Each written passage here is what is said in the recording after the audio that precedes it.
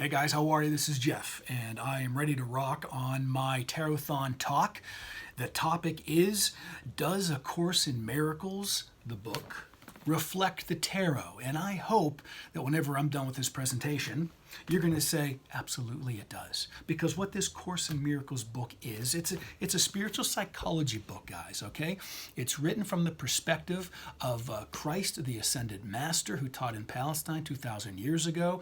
And this is not a religious text in any way, shape, or form. It uses words that stop a lot of people from getting into it, which hopefully during this video, I'm going to uncover the metaphor that why those words were used and be able to clear that up.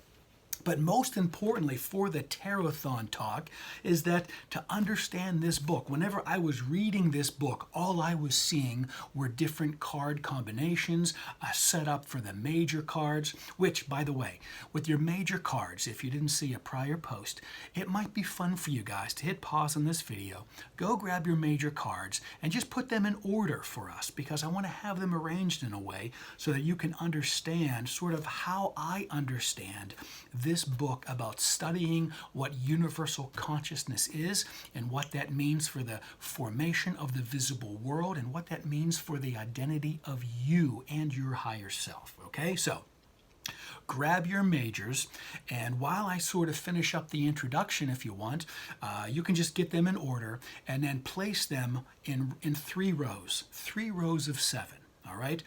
The 1 through 7, 8 through 14, and then 15 through 21, okay? And then hold that Fool card just outside. You can just put that above the Magician for now. If you're familiar with my channel, Tattooed Spirit, you've seen me work the cards in this grid in the past. After getting a hold of this material about the study of consciousness and its relativity to quantum physics, which is a dear passion of mine, I'm going to be adding some tweaks to this, and I really hope you find some value in it. In no way, shape, or form, guys, am I trying to push a belief system or a religion on you. I'm just trying to share my passion for the cards, and whenever I uncover the interests in my life, how the cards and the setup of the tarot just reflects universal truths, and I hope you find some value in it, okay? So while you're doing that, I'm just going to kind of start from the beginning, and that is my biggest passions throughout as long as I can remember was how the mind works.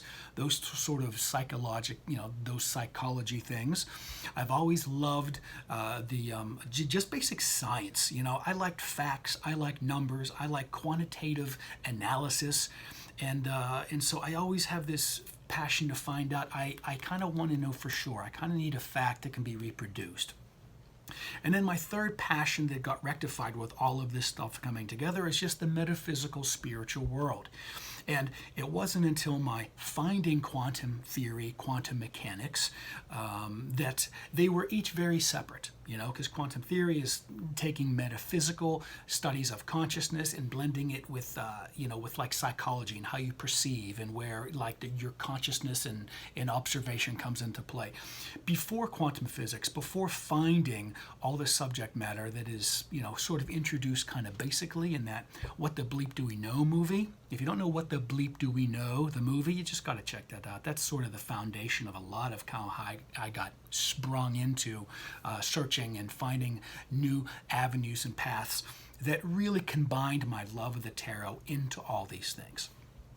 So my start into how I ended up with this Course in Miracles in my hand was, like I said, I love the study of consciousness and metaphysics, and through my searches through bookstores and what one book leads to the next book leads to the next book. You know how that guys go. You know how that goes, guys. You know how that goes, guys, right? I found this, Power versus Force, The Hidden Determinants to Human Behavior by David Hawkins. He's a MD, he's a PhD, he's a researcher, he's a crazy mind-body guy, he's fantastic. And what this book does and what it did for me is it gave me this wonderful, the realization to the fact that what I thought were mutually independent and separate ideas of metaphysics and science, that they came together through this science of applied kinesiology. This is a book about testing for truth and quantifying it, testing for relative ideas the inherent I'm just going to say truth in ideas, and in using muscle testing, which is what kinesiology is, you can calibrate and get numbers to actually find out, how true or on what scale the idea of happiness falls as compared to other things. This book just really, for me, calibrated, and I just loved finding out this book, Power versus Force. I'm going to be talking a little bit about this because it's what got me into finding this Course in Miracles. It calibrates the levels of consciousness. And of course, I got post-it notes. If you were to see my desk right now, there's probably at least 50 little post-it notes that I'm hoping to cover in this time. And the good news is I don't have to end for a certain time, so we'll just kind of see how long this goes. But I was talking about the levels of consciousness. Here, let's see if I can't find that. That fell out. I'm probably going to need that later. Here we go, right here. Now, a little bit more on applied kinesiology. You may know a lot of you can actually use kinesiology for everything. Certainly, I've talked about this many times in many videos about the emotional guidance scale, which is just a list of emotions that whenever you test body strength, muscle strength, the higher on the emotional scale, the literal stronger that you become. And then lower, lower, lower, fear, despair, powerlessness, the weaker your body becomes. It's how your consciousness interprets truth to a quantitative level, okay, which is fantastic. A lot of chiropractors use that whenever they're finding the right natural supplements. They, hold the substance to you or the vitamin to you, and then they test you. If you go strong, it's right. If you go weak, there's a better one out there for you. So it's a real science, and this guy goes into, all the medical stuff and applications that it goes into. But this is the map of consciousness. And you can just kind of tell that it starts very down, very, very low, just like my emotional guidance scale said, very down here at the level of shame. On a scale to 1,000, shame only registers on a strength of 20. Okay, it kind of goes up to anger, it's like 150. Courage is 200. It's sort of like this major leap in consciousness. The next major leap is the idea of getting into love. That's at 500. And there's a lot of increments here. I hope you get this book to figure out the different increments. But what I was most fascinated about is there's this stage of enlightenment which ranges between 700 and 1,000. 1,000 is the highest that you can get. You can't calibrate higher than 1,000 as far as what is absolutely true. And that is just your frequency of being. That is your state of being that I talk a lot about with these tarot talks about what you're attracting is dependent on your particular state of being. I'm going to get into all that. I'm really excited about that. But there's something magical about this 700 level that, you see that? There's something magical about that 700 level. That's just not going to focus, is it? Maybe because my head's in the way. That's all right. You got to trust me. And once you get this book, you'll really appreciate it. So I wanted to find out more about that, but I kept on reading, and here, wait a second. Here's another more stuff about 700. Oh yeah, okay, yeah, they're just testing different documents in the world, and there's certain words and phrases of each document that calibrate at 700, and then other parts of it calibrate lower. And it so happens that, here, let me just pull up an actual example here. There we go, right there, the documents that read 700. Now, in the Declaration of Independence, they calculated, the science of kinesiology, calculated the truth or strength in relation to that scale of consciousness of every single sentence and phrase of the Declaration of Independence. And the one that states, we hold these truths to be self-evident, that all men are created equal, that they are endowed by their Creator with certain unalienable rights, blah, blah, blah, blah, blah. That calculated and calibrated at 700. The other one, and I'm going to tie together why this is important, this is from the Gettysburg Address. They calculated each little section of that. And that is dedicated to the proposition that all men are created equal, and that this nation under God shall have a new birth of freedom, etc., etc., etc. That phrase, more than any other phrase in the Gettysburg Address, calibrated at 700, because both of them incorporated that which is God, or that which is the Creator. And it really got me thinking whenever I hit that, because I just think there's something to acknowledging just not that everybody's energy, but there's some sort of force behind this visible universe. And it's not by accident that those two calibrated higher than any other phrase in the Declaration of Independence or the Gettysburg Address. And then I kept on. Oh, actually, a really fun point on that. Most of the most genius scientists calibrate at like 699. Okay, and I want to give a real quick example of that before I go on, because I'm not under any time crunch at all. I tend to ramble and talk fast when I get excited about this. I'll just try to cool my energy down, because I just love this whole topic of tarot and spirituality and that, which, that's, here we go. So I remember seeing a TV special on Netflix from Stephen Hawking, and he was trying to prove the scientific existence of God. And I was really excited about that, because of information like this, I kind of wanted to see what a true science, a data fact guy could really sort of uncover, and what kind of insights he could, share with us about the scientific search for God. And basically, it was a whole long movie, and it came down to before the Big Bang, before anything physical existed in the universe, before there was time and space, because in order to have time, you have to have space. In order to have space, you have to have time. Time is born of having space. He theorized correctly that before the Big Bang, when there was nothing, then there could not have been God to have created the Big Bang. Now, he theorized and concluded correctly, because if your assumption is that God is a guy in a throne with a long beard that had to be there to create the Big Bang, then he couldn't be there before anything was there. But he didn't summarize or theorize accurately, because what he didn't calibrate to is that 700 level, is the realization that that which we call God, that which we call universal intelligence, that which we call the basis of spirit, is actually mind. He didn't get that. That's why he only could come to a certain level just before the acknowledgement of, like the Declaration or the Gettysburg Address, that there must be some ultimate creator that is at the helm of all of this stuff somehow, which we're going to get into all that stuff. And I just found that fascinating, that the most brilliant minds, scientific minds, just can't get to that 700 level until they acknowledge, this force, and be able to label it in any way that they want to label it, as the creator or God or whatever it is.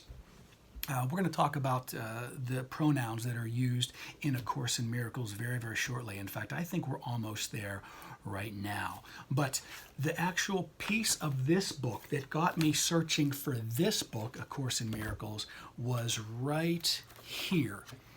Because it was talking about raising your level of consciousness is raising your attractor pattern. What kind of frequency your consciousness gets to is the kind of activities, the kinds of scenarios, the kinds of circumstances that you draw into your life. This is the basis, it's really the science behind the law of attraction, is the electromagnetic field. Wait till we get into this later on, guys. The electromagnetic field of the thoughts into action that you put in the world draw towards you results, circumstances, people, feelings, other thoughts of that exact same frequency. And just like the visible spectrum or sound, if you change the frequency of anything, it changes the appearance of it. Here is why it was important for me to find this book, because I wanted to raise my level of consciousness so that I could affect change in my life. And I read it right here. Because they're talking about lower attractor patterns with lower levels of consciousness. Here we go, right here. A current popular spiritual program designed to facilitate such an escape from a lower attractor pattern is A Course in Miracles. The purpose of this course of spiritual psychology is to prepare the necessary groundwork to participate a sudden jump in consciousness through encouraging a total change of perception. Okay? And that is exactly what this course is designed to do. It's not here to put any more shoulds on your life. It's not here to dictate a new religion or any sort of values or morals on you. It's just to break down your view of reality so that you can experience life in a different way. And this took on a whole new meaning for me. Now that I'm a hypnotherapist with my tarot work, you change trajectories when you make a switch to a new realization that literally makes you feel better. Now, I've talked about this in so many of my videos, so if you've seen this a million times, you got to forgive me. But like I said, as you climb your level of consciousness, the kind of electromagnetic field that you're putting out around you from the combinations of your chakras or however you want to look at, that is determining your value of relationships, your income, your health, everything. And you see this most strikingly whenever you hold a tarot card up for somebody and you say, if this is describing your relationship situation, now how do you feel about this card? After you point out, okay, well, I'm really doubting I'll find somebody. And then you have them explain the card. And they describe the card. They describe the reality of that card in a certain way. Okay, and then you write down little notes about, okay, it's a dark cloud, it's a sky, he doesn't see this thing, and blah, blah, blah. And then through doing therapy, using neurolinguistic programming or other tools that a hypnotherapist uses, or just constantly reframing to find a different way that's still truthful and having them feel better, having them raise their attractor pattern to a more higher conscious state, and then have them explain to you again that exact same card, no longer feeling doubtful, but possibly feeling hopeful. Not doubtful, but hopeful. The words that they use to describe this physical card that didn't change at all completely changes. Oh no, there's a bright sky on the horizon, and oh, he's just not ready for that thing yet, but I got a feeling he's going to turn. And it's simply amazing. That is the importance of raising your attractor pattern, raising your level of consciousness. All right, and again, it's a shame you can't see this, but it's the exact same thing as my emotional guidance scale. There is the level of consciousness. Okay, 1,000 is the highest. Oh, before I move on from that, it's just fascinating. It's fascinating. Oh yeah. Now I'm automatically drawn to this book because it's based on Master Jesus's teachings, and this book also calibrates the truth of different teachers. Like I said, 1,000 is the highest. It says Jesus, who was Christed, calibrates at 1,000. That's the highest level attainable, obviously. The Buddha, the level of truth of the teaching of the Buddha was originally 1,000, and it goes into after this edit of the Bible happened, it loses so much. After the Council of Nicaea, it loses so much. After they took out all that stuff about reincarnation, it lost even more truth value. Hinduism, Lord Krishna, he's calibrated at 1,000. And it weakened over time because of certain things in here, and now it calibrates at 850, and then so on and so forth. You know what I mean? Abraham started almost at 1,000, 985. And what I love about this, guys, is because it's quantitative science. It's like it's measurable, it's repeatable. Anybody could use applied kinesiology and find the value of something that used to be called esoteric, and I absolutely love that. So I resonated to this because of my Catholic background. I'm just more familiar with Jesus, his teachings and story in general. I don't do the church anymore, but as far as the teachings of the masters before dogma and the church got involved, I mean, truth is truth, and you can tell because it measures out as such. So moving on from there. What do I have to, okay, so your cards are out in front of you right now, so I can sort of get rid of that post-it notes. I was going to tell you, let's try to leave questions for the end, but because you're not watching with me, that's that. So that's that. Getting rid of these post-it notes, fantastic. I talked about the attractor field. Let's get into that a little bit more. Talk about the attractor field. I work this with my tarot clients all the time. This is basically, like I said, if you're at a higher level of consciousness, your level of experiences matches your frequency. It's just like if you're on 100.1 on the radio dial, you're not going to get another channel if you're at 100 or whatever I said, 101.1, let's say on the frequency. You're not going to get another channel that's any higher. You're not going to get a better relationship. You're not going to get more money. You're not going to get to hear any other thing on the radio unless you turn your dial up, okay? I'll hold off on that. So that is my severe interest in raising my consciousness level. And it turns out in reading this Course in Miracles, your consciousness level rises, your frequency rises, your attractor field rises, the more your ego drive gets diminished. And that's one of the major purposes of this book, is to help you identify your ego. We're going to get into all that in as far as how it relates to the tarot. Oh my God, guys, I hope I'm building this up as much as I am passionate about it, because it's fascinating to see it played out with the images of the tarot. So my point is, your attractor pattern rises as your ego drive decreases, which is why the masters, why Krishna and Buddha and Jesus, who was Christed, who that's why they were high, because they released their entire ego. So they had to rise. It's one of these inverse proportional things, okay? And then likewise, we all know people with high ego drives, very high ego drives. They are fighting everything in their life. Okay, they're fighting everything in their life because they're attracting not the so much of good stuff. All right, so let's kind of start at the beginning. All right, let's start at the beginning. Let's start. And I'm going to get into the rows of this grid whenever it becomes applicable, okay? So let's start at the beginning, at the Big Bang. A Course in Miracles describes how the Big Bang became into being, okay? And that is, how do I want to do this? How do I want to do this? The Course in Miracles, in relation to the tarot, is about the separation of that oneness that we refer to as the universal consciousness, or the universal intelligence, or God, as it's put in here. The metaphors that Jesus uses in this book is called the Father.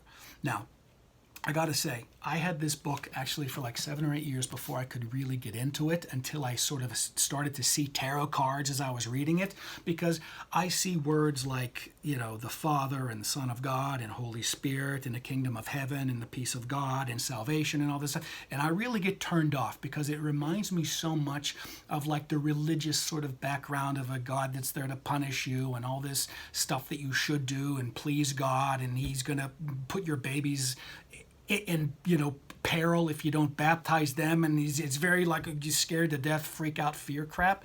So that's why I had this book for, I'm going to say 6, 7, 8 years before I really got into it. I need to say that, because what it says, it actually says this in here, that at the time back in Palestine, with the original teachings of Jesus, he had to use the word Father to mean this thing called consciousness, because he was just using metaphors, because the female was so repressed.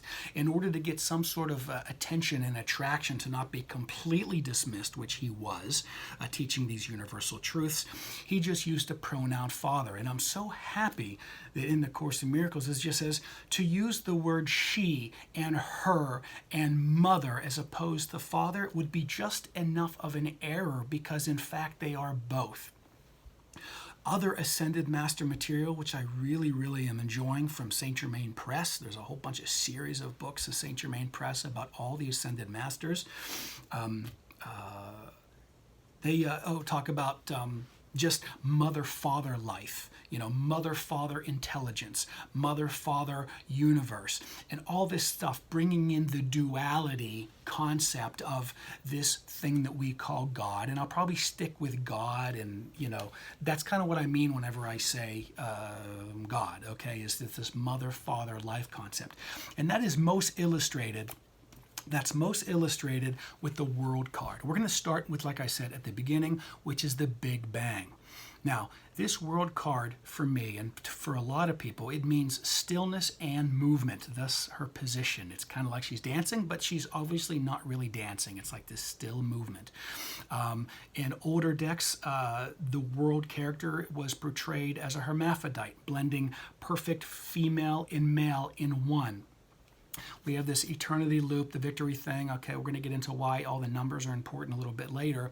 But the idea that God and universal consciousness is completely still is because it's in timelessness. It is what existed. It is the power of the mind. It's consciousness before physical form could take place.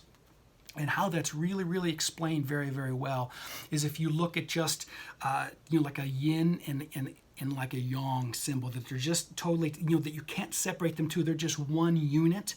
This is what the power of the mind of universal consciousness is, or the mind of God. It has no form, therefore it has no space, and it can't have any sense of time. There is no point in time where God started, because there could be none, because there was no space until this mind of God, universal intelligence, split at the moment of the Big Bang. It's fascinating to read this stuff in here, guys, okay? So I think it was definitely Brian Cormac Carrs and his stuff about non-duality and duality. The world card, which represents the mind of God, this is in non-locality, which means there's no particular point where you can say, there it is. There is the mind of God. There is something, because everything is included. It's absolutely everything. So technically, it's nowhere, because there's nowhere that you can point to say there it is, because it's actually everywhere. Okay? That's the magic and the mystery of non-duality. It's like both male and female aspects, we're going to get into that, are held in this mutual restraint, so that you can't say, oh, that's the male aspect, that's the female aspect. It's a hermaphroditic thing, so it's both at the exact same time. Then the Big Bang happens, and this is what happens. I just love this so much. I'm actually going to probably go over this circular so that you guys really, really get this. At the moment where both male and female energies that were combined in this mind of consciousness, of universal consciousness, the mind of God itself, the moment that split, then time began. Okay, because there was space between objects. Okay, so you could imagine then, if I hold these up correctly like I wanted to, and again, it should be said that to be able to conceive of this consciously is just not possible. So if you're sitting there thinking that I'm not getting this, you can't really get it. It's very conceptual now and very unformulated until we get now to how this relates to you, which we're getting to, okay? So this non-thing, non-local, non-duality aspect of consciousness, or the mind of God, as it is in the Course in Miracles, splits.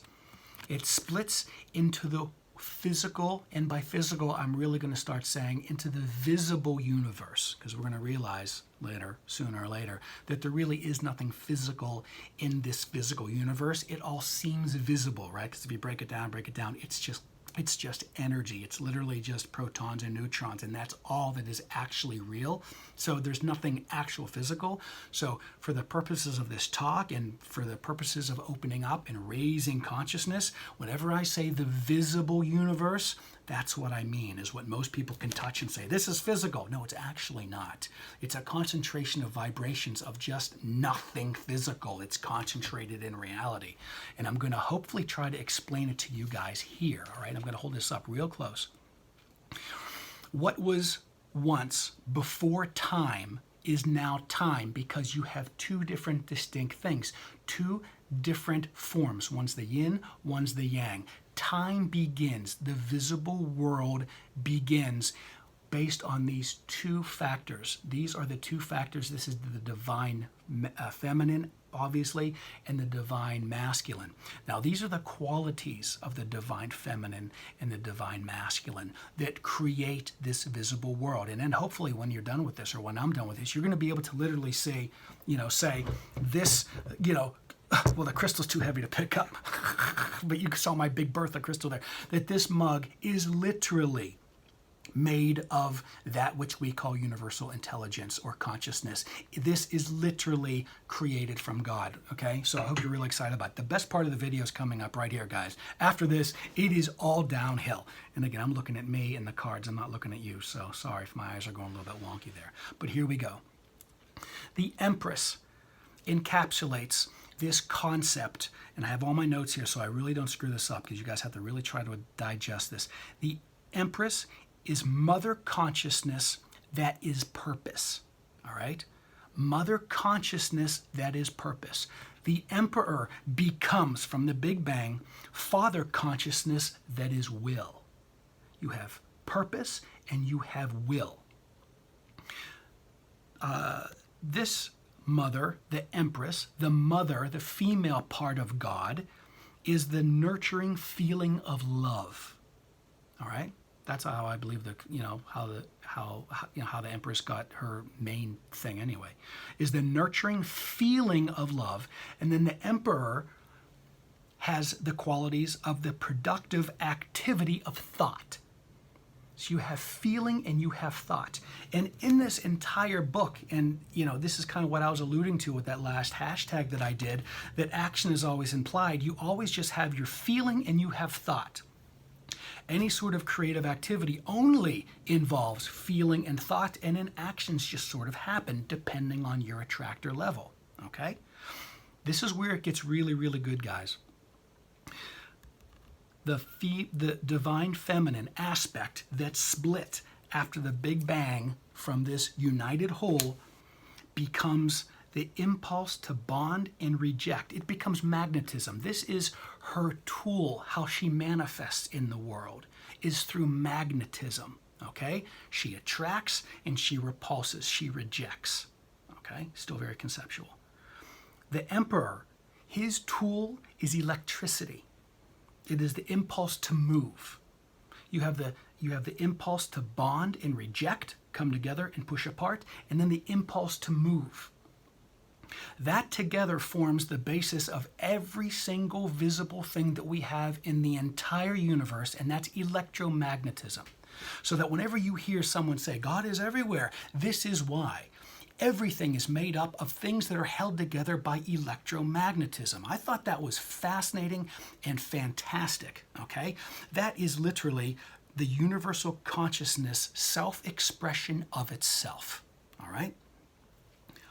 I kind of want to repeat that again. If that's in any way fuzzy, go back and catch that, because we're going to build on this concept, so it's really important that you get that in, okay? Electromagnetism is literally what the visible universe is all about, and it has everything to do with the Empress energy and the Emperor energy that was split from this God energy of universal consciousness, and I just find that that's fantastic, all right? If you ask scientists who calibrate at 699, what's the deal with electromagnetism? Where'd that come from? There's no answer in the scientific community. They'll only reach that 699 because they'll just say, well, it's just a law of the universe. Electromagnetism just is.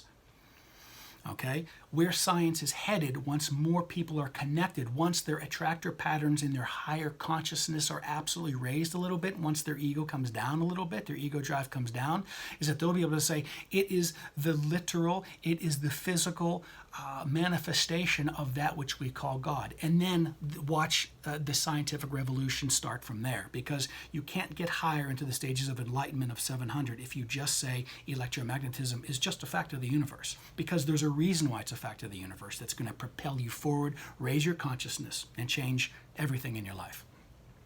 So that is basically the individualization of God as the physical universe. It goes from non-duality, there's no opposites in here, everything's held together in mutual restraint. This card is just these two cards, all that power just completely not separate from each other, and then bam, Big Bang, it happens. And so where does that leave you? If you are a microcosm of this holographic universe, which I hope you kind of understand that concept, then you too are a manifestation of masculine energy that is, thought, and feminine energy that is feeling, that is love. So you basically have your emperor side and you basically have your empress too. And how that manifests in the tarot is that your masculine electric side is this particular magician. This is what most people considers who we are, is the magician, and I totally get that. I couldn't agree more. And now that I'm reading it in this, I'm like, you better believe, man, magician all over the place. But this also is very, very, very, very specific in saying that you survive, you live on two different levels. You live in the world, and you also live in spirit. You are in this world, but you're not of this world. You live in this world, you are of spirit. And that's what this is how you become materialized and individualized, and how you get your sense of I, which is why these are the only two characters, the magician and strength, that have the infinity, because this is the eternalness of you. You're always individualized. You're always eternal. Even whenever you're part of this whole, just like the emperor and the empress are still within here, still has full identity, but in order to express your individuality, you have to split. This is what you split into from the Big Bang as well.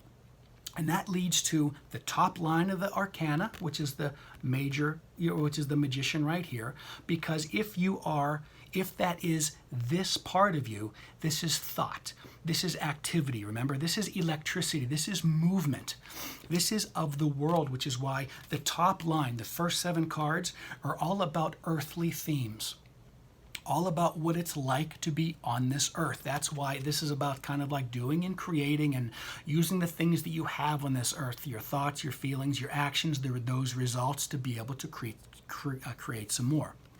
We're going to go through the numbers, but that's really important to sort of get your mind around. And then your empress side in this holographic universe, what is in you is in everything, what is in everything is in you, is this.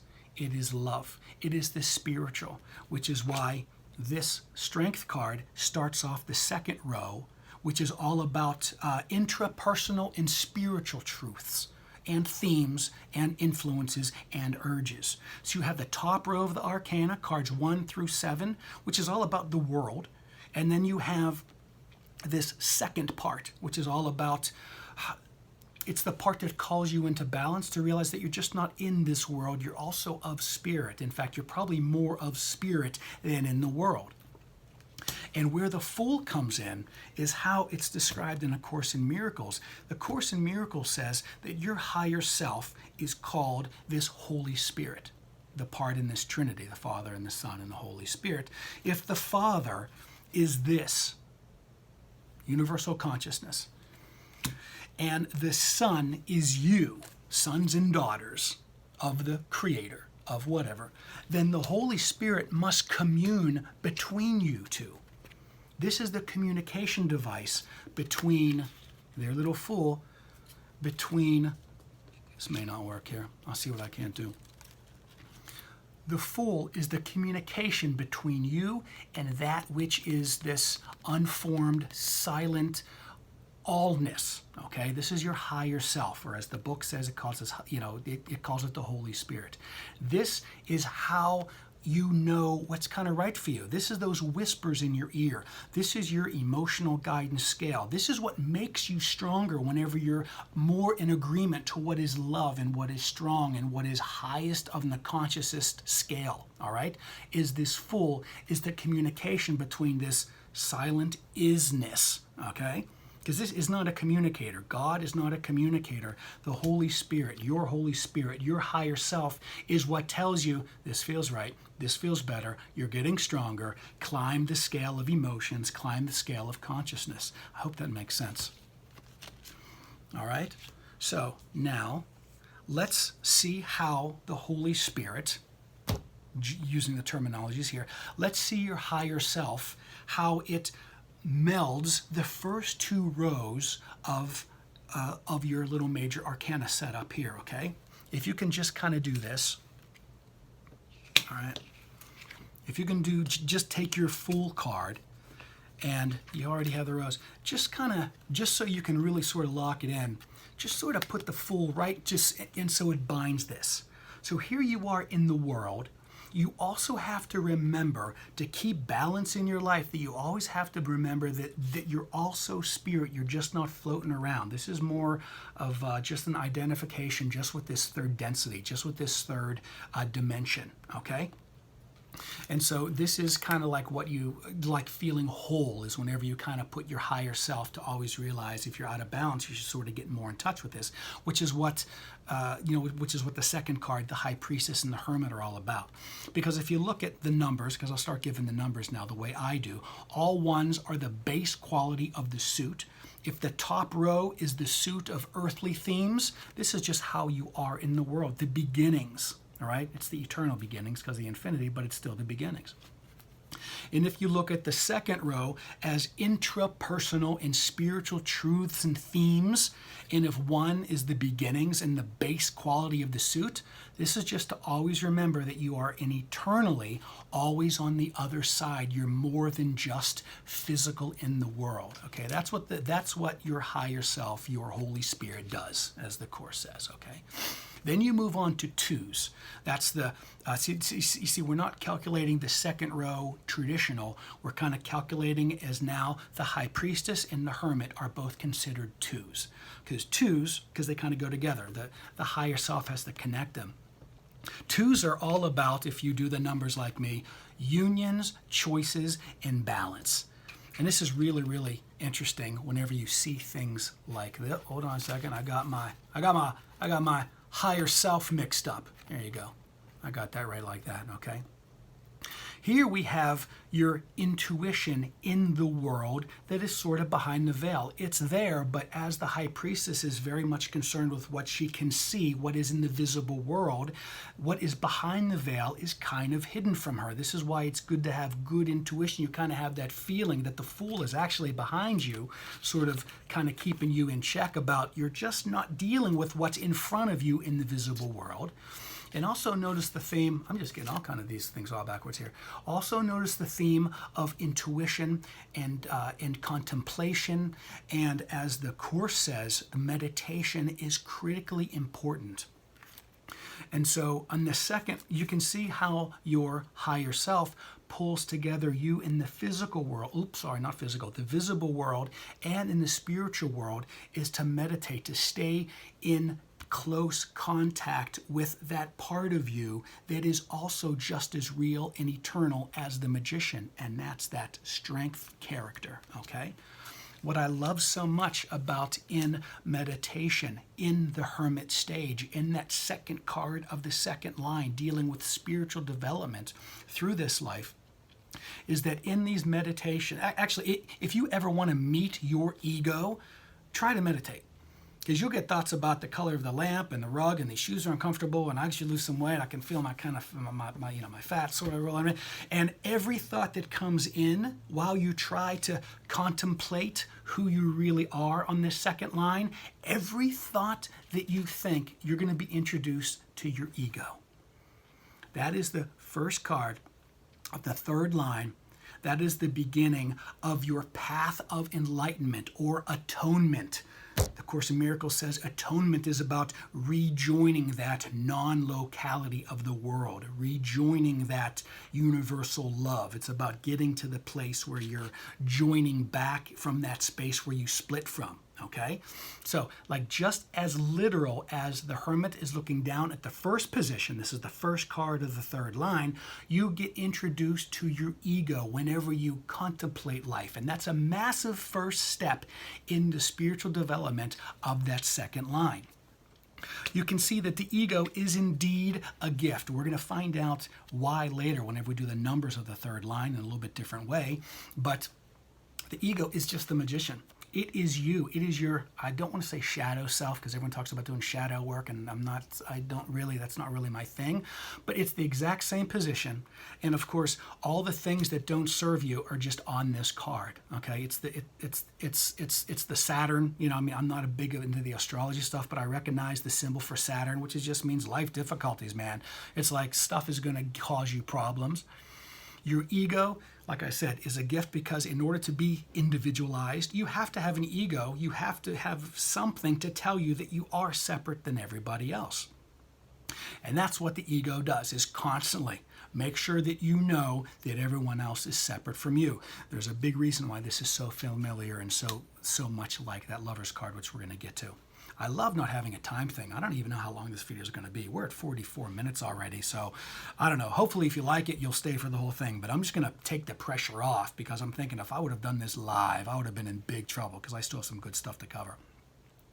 Again, with the ego, if you look at that star that's reversed, okay, this is the idea of that Michelangelo's painting of man in a star with his head, and his arms are out like this, his legs are out like that. If you turn that upside down, that's what this is representing. Putting the root chakra on top, putting the importance on the material world, putting the material world more at stake, of more importance, putting all that stuff on the first line that we just threw out, saying it's more important than stuff that you can access from your crown chakra. That's why that's on the bottom. And on and on and on and on it goes. But you can see the similarity, and that's a good reason why. This is the beginning of your path to enlightenment, is to recognize your ego through moments of contemplation in the second position of the second line. I have just a couple little I guess qualifiers of characteristics of your ego. I just wrote a couple of them down. There's dozens and dozens and dozens. But to identify when you're frustrated, you're identifying with your ego. When you criticize, you're identifying with your ego. When you're sarcastic, when you're judgmental, whenever you experience intolerance of anybody else, whenever you lie or create falsehoods. And anytime you slander someone, you are identifying with those things that are making sure that you know that you're separate. Okay? Now again, the whole process of the Course in Miracles and the whole process of the tarot card set out like this is to recognize your ego, acknowledge it, work with reducing its influence so that your attractor pattern rises, your level of consciousness arises. Let's move forward here a little bit, okay? Now we're on the third position. All threes for me are just the fullest expression of the suit. The intensity of the suit and the fullest expression of the suit. We have the Empress right above the Wheel of Fortune. All right, we've got the Empress right above the Wheel of Fortune. They're both threes whenever you look at it like this, okay?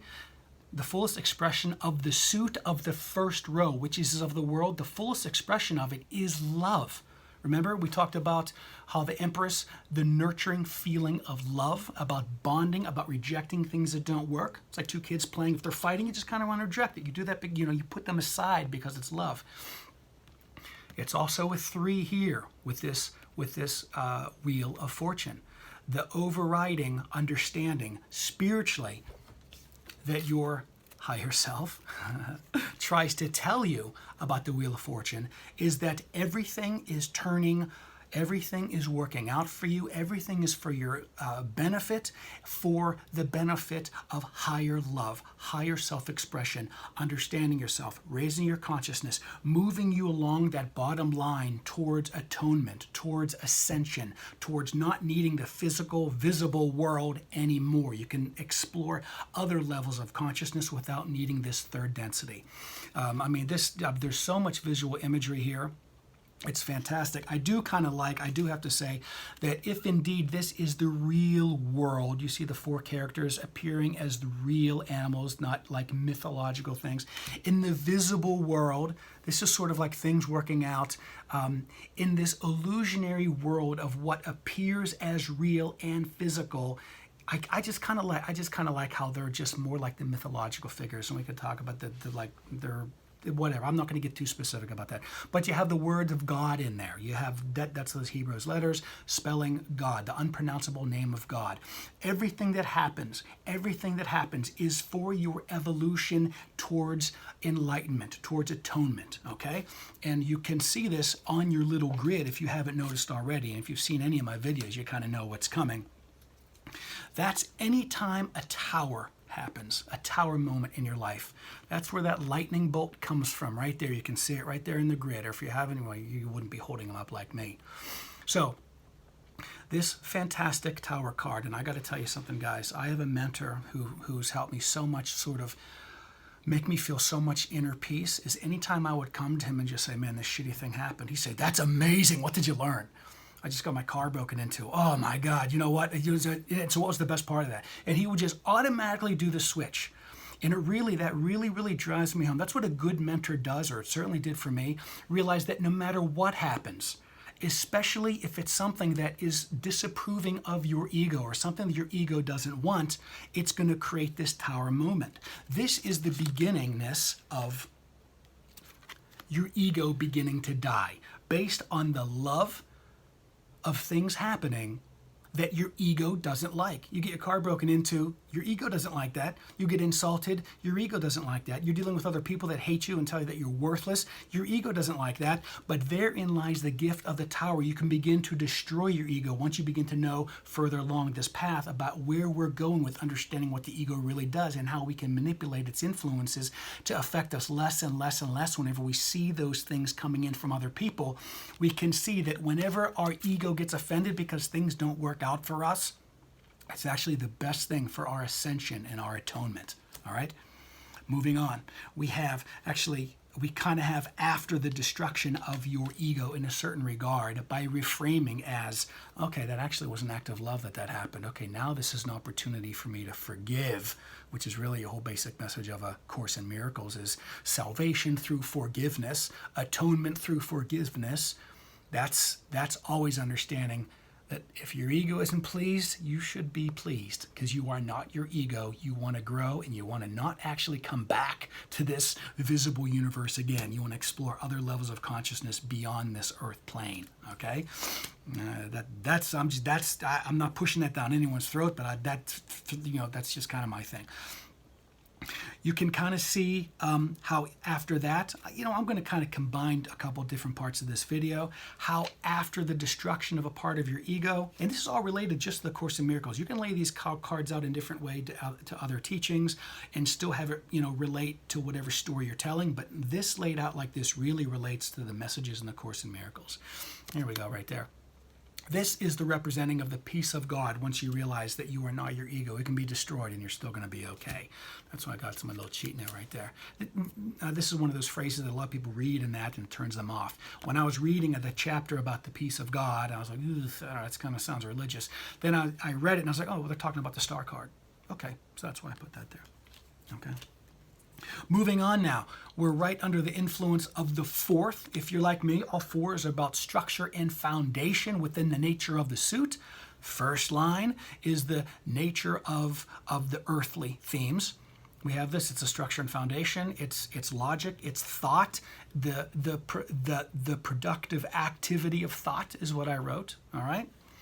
Right underneath that comes justice, which is really, really interesting. When you use your higher self to connect those, whenever you're at a stage of this, how to look at it like this is maybe to have a better understanding of what this card means. There's like 3 chapters about justice. It literally says justice. So I was like, okay, let's see what the justice card has to say about this in the position of this particular grid. Justice in earthly terms, in the emperor terms on that top line, is like about punishment. It's about retribution. It's about, I'm going to judge you right and you're wrong, so you have to be somehow punished. To the universal, to the spiritual, to the esoteric, to the mind and essence of that which we call God, true judgment, or true justice, I should say. Justice. Obviously, this is the justice card. True justice, everyone gets their equal recompense. Everyone gets their own due. It's having this influence of your higher self connecting the world to a spiritual understanding on the second line that this wheel of fortune is bringing everything to everybody that is deserved. Now that takes us back now to a very important point of the Wheel of Fortune, and that is of the idea of reaping and sowing, which is a massive theme in all Ascended Master material, and especially in the Course in Miracles. When you sow an idea, a thought, a belief, it is just a natural outcome of the universe and the activity of electromagnetism to bring that experience back to you. It's mislabeled, I believe, karma, because I think a lot of people think that karma is just like, pay back for being a dick or something like that, when it's actually just a natural physical reaction of a thought that you think, of an idea that you have, an emotion, an angry emotion that you have, has to come back to you. So over enough time, you realize, I'm putting these out there. I'm sowing these seeds. I'm going to be reaping what I'm sowing. I should probably watch a little bit more what comes out of my mouth, what comes more out of my heart, and realize, again, up towards the steps to this ultimate fulfillment of, of atonement, of ascension. So when you're understanding spiritually from the fool, from the top emperor, that everyone is getting their fair due, it really honestly is this sense of self-responsibility. It makes you just say, I am no longer a victim of my life. If I had a deck and I'm working on it, this is going to be just called self-responsibility. Okay? This is owning that no matter what you see, there's a reason for it. It's putting faith in this. It's just putting faith in this. You see terror, bad things in the world, everybody's getting their just due. Nobody's being punished. It's because of just this, even in past lives, is something this goes into really, really well. And like I said before, the current Bible now got edited down so badly by Constantine and those at the Council of Nicaea. The value of knowing these lessons of reaping and sowing through lifetime after lifetime after lifetime, it begins to make a lot more sense. It's going to take a lot more, it's going to make more sense whenever we get to the people aspect of it too. Okay? So that's what that's all about. 5 in the world is other people's belief systems. And if you believe like me that, beliefs are activities of the mind that just have to show you whatever you happen to be holding is true, okay? In the world, this is true. For me, the Hierophant means exactly belief systems, other people's belief systems. It's looking up to somebody else, your schools, your churches, your parents, your wives, your husbands. Wives, husbands, I wanted to make sure I said both of those. What the Holy Spirit does, what your higher self does to connect you to the 5th position of spiritual awareness is that you can just rely on yourself. You can just trust yourself. You don't have to look up and out to anybody else. You can just be like, which is why the hanged man is in the same position of the body with the legs crossed as the world of the mind of universal consciousness itself. You have all the answers. It is all within you. So your higher self, your Holy Spirit reminds you, you do not have to go to outside belief systems. What's going to be believed by you from you? That's moving you up towards living this amazing life where you're balanced between your foot in the physical world and your foot in the metaphysical, spiritual world. All right, does that make sense?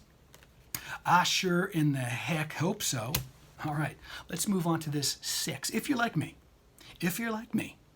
6s are all about gifts, communication, and harmony within the nature of the suit. Here, with the 6th card in the world of world influences, it is all of those things. It's obviously communication, but the real gift and the idea of this being the most important card of harmony in the world is other people. This is just a card of relationships. And what I love about this is that these characters are like mirror images. In fact, if I had the time or if I thought about it, in my original RWS deck, I put a little mirror. I drew a little mirror there because for me, this card really, really meant self-reflection through other people. And it's just all over this. Anytime somebody else bothers you, pisses you off, cuts you off, anytime your ego blames somebody else for affecting your mood, all that other person is representing in the mind of the Almighty is that part of you that you don't recognize. It's in your unconscious self. That person that cuts you off in traffic or calls you worthless or calls you whatever, ugly or fat or whatever, is that same part of you, literally, because we all come from this exact same thing. It comes from the universal you that we all share, so that you can acknowledge and recognize that that is still a part of you. That other person is a part of you. As it says in the Course of Miracles, you see the face of Christ in everybody because, and again, the language is very religious, and I apologize for that, but I'm trying to relate as much as I can the material of this into this wonderful imagery of the deck, okay? You see the face of that one who has mastered this whole process, which represents you, okay? Anybody else in the world is just a different facet, a different perspective of you. And your ego does not want you to believe that, which is why the process moving up and forward to your atonement and your ascension into other realms, other consciousness levels and dimensions, is to recognize and forgive. This book is just like 1,200 pages or however many it is of just, it's a handbook of just forgiveness. That is the primary, the only way to have complete control of your ego. It's the only way to do it, is to not have other people affect you. All the masters have said to understand, I think Buddha said this, to understand everything is to forgive everything. All right? I think Gandhi said, I don't want to screw this up, it's such a good quote. Forgiveness is not for the weak. Only the strong can forgive. Only the strong of higher consciousness can forgive, because their ego is then, because their consciousness is up, their ego is down, okay? So anytime somebody can come at you and just really attack you and you don't interpret attack, you can be defenseless. You can be completely just like these people are completely innocent, completely vulnerable, completely naked, and know that they can't hurt you. We do this, my wife and I have this real cool thing that whenever we get into a discussion about different perspectives that we have on a certain thing, that if I start falling into my ego, she'll recognize it as my voice is raising, and she'll say, why are, she'll purposely say, because she knows this is my cue, why are you yelling at me? And so that's my cue to realize I'm falling into my ego. I got to come back around. I got to get out of that, okay? Because whenever your voice rises in an argument, you are feeling attacked, so you have to defend. And this is what's wonderful about being vulnerable. If you guys know Brené Brown, you understand that to be vulnerable is to be strong. You can be forgiving because you realize, man, you could be having somebody do the worst thing to you, say the worst things to you, and you'll just be like, you don't know what you're doing. It's okay to forgive you. It's easy to forgive you because you're clueless, rather than identifying with the ego and having to attack and fight. All right. I love having this time thing. We're about an hour and 15 minutes late, and I still have another probably 10 minutes to go. So I'm going to just take my time with this. I love this. It really kind of worked out pretty well like this. So again, this is the 6. So what does your higher self have to say connecting with that other aspect on your spiritual journey towards oneness? We got your higher self trying to connect right there of this fantastic death card. The idea that death is a gift, it's a communication, and it's harmony within the nature of the second row, harmony within the suit of the second row, harmony within the nature of the interpersonal spiritual journey that you're on, is that this is the death of the ego. And this is just the most wonderful gift that you could be given, that drives you directly into, from death comes this temperance. From death comes temperance. Once your ego fully dies by recognizing all the crappy things that happens to you, or for a reason for you to give you an opportunity to forgive. Literally, that's why things happen to you, because it gives you an opportunity to forgive, is through the images of these cards in this wonderful Course in Miracles. When you get that, you get the 7th position of both of these cards. On the first, obviously, well, let's just do it. Let's kind of do it like we used to do it right here. Let's do it like we used to do it. Right there. All right? This is how you live a completely abundant, happy, high consciousness, really, really high attractor field level whenever you're in the 7th position. In the 7th position of this, if you do numbers like I do, 7s are victory, success within the nature of the suit. Okay? Because if you just have worldly, earthly success, that's what that square right there on the chest is. Those are the 4 elements. That is having mastery of that which is in the visible world, all right, with the elements. You have the lingam and the yoni right there, the male, female sign, right? The male and the female sign. You're just owning that like armor. This is why this feels like satisfaction and accomplishment in the world. If you have this, and if you don't have this, this is always left feeling lacking something. Your higher self, your Holy Spirit is there to help you remember that along with this, you have to build to the level of this. In order to get to this, you have to get through the death of your ego. This is how all great masters live right there. And you can see she has the exact same square, which means the elements of the earth, but inside of it she has the Trinity.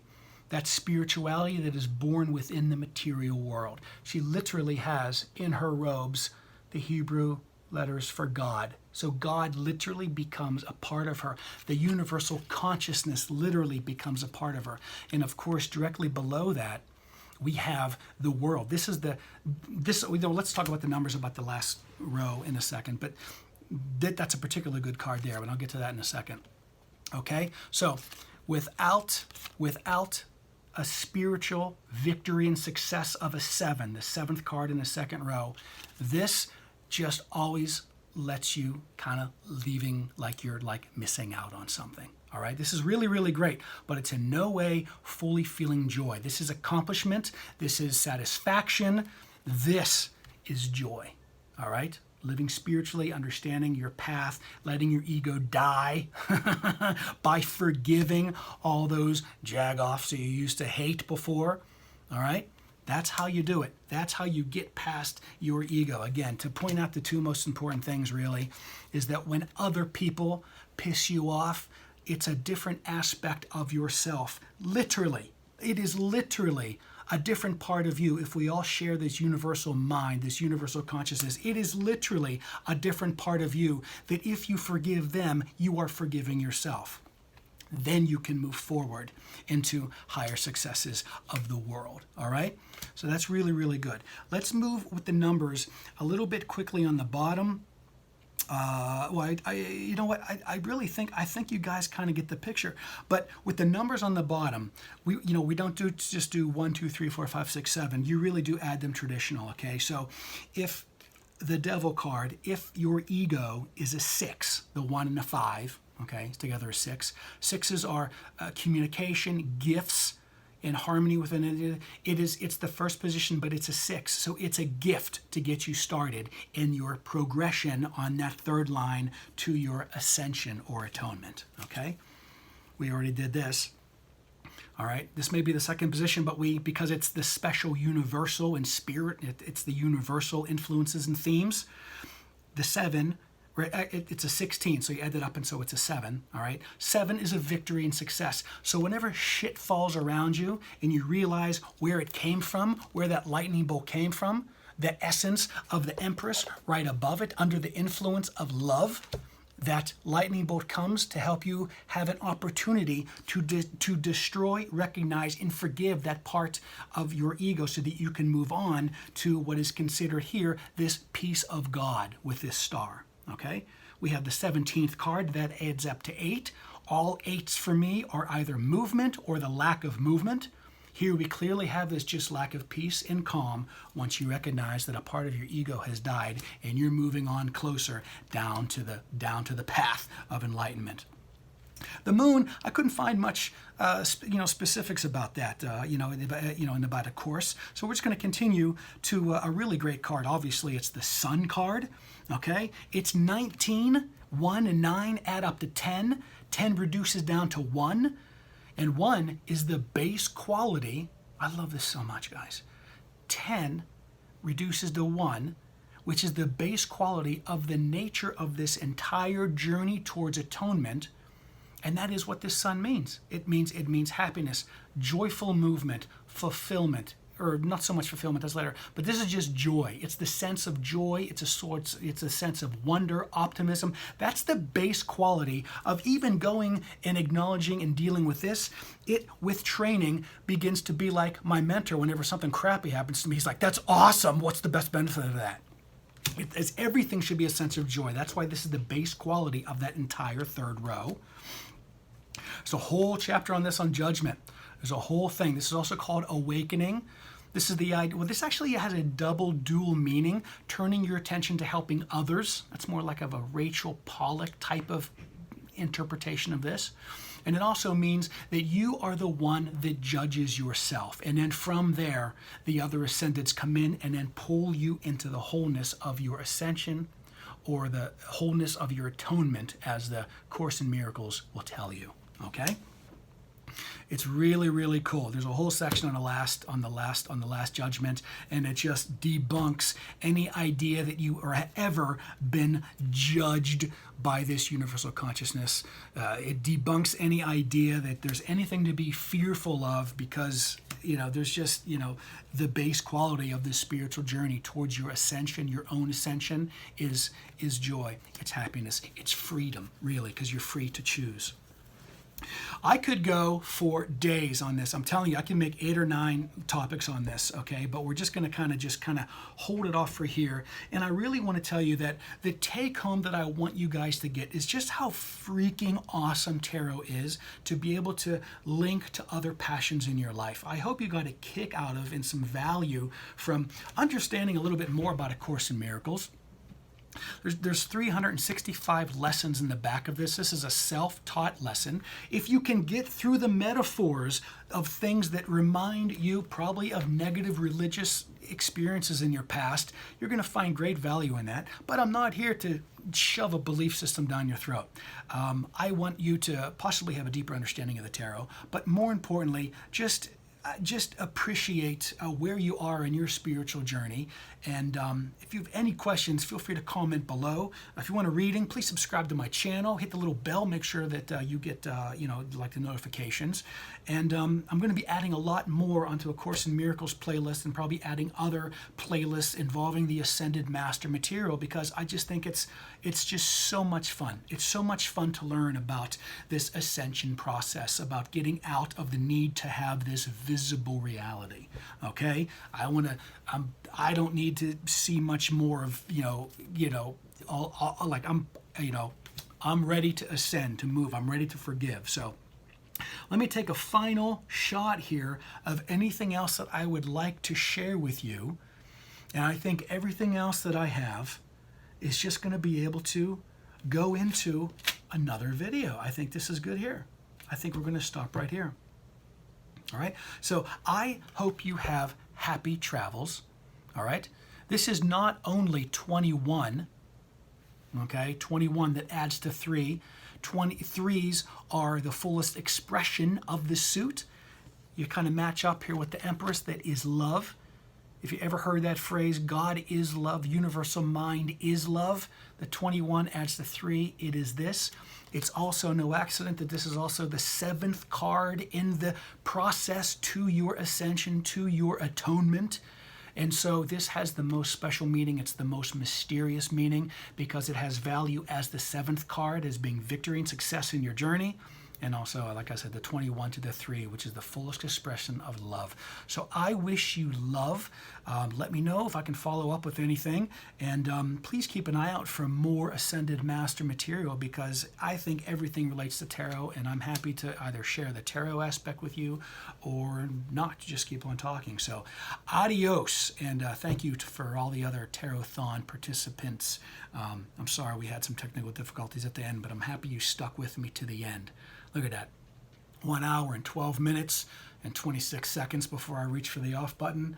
And I really got to say, I think I covered everything that I wanted to, and I'm actually glad that I'm doing it recording, because I would have hated to have hurried through here any faster than I did. So anyway, adios. I'm going to start downloading this. It should only take about 19 and a half hours.